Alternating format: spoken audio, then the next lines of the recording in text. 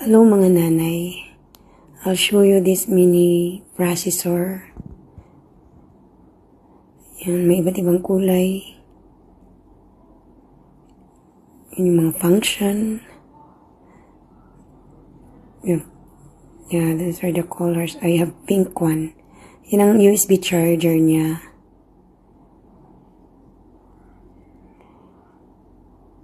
Yeah, i-charge mo yan para gumana yung mini processor mo. Yan yung ano niya, blade niya. Put inside. Yan yung breadcrumbs na gusto kong pinong-pino para yalo ko sa chicken. I-marinate ko sa chicken na lulutuin ko. Yan. Inugasan ko na yan actually, yung mini processor niyan bago gamitin. See, gumana na siya. Yan, yung mga anak ko na laging willing to get involved in my cooking era.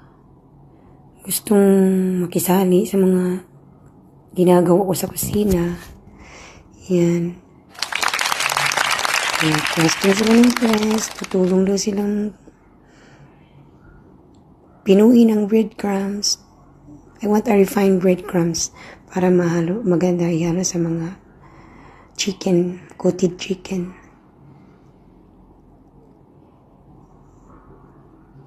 Yan, gusto ko talaga ng pinong-pinong breadcrumbs.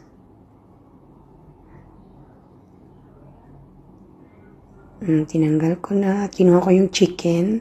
Diyan, hinalo na ang chicken. Ang marinated chicken. Ang kulang nilang yan ang breadcrumbs. Tulong din sila. Gusto talaga nilang mag-involve sa mga cooking era ko.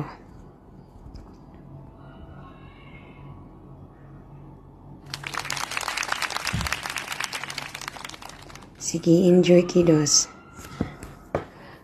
Maganda yung laruan na yan, walang bayad. Libre. And then, i-mince ko yung garlic with my mini processor. Mince na mince yung garlic na yan. Gusto ko.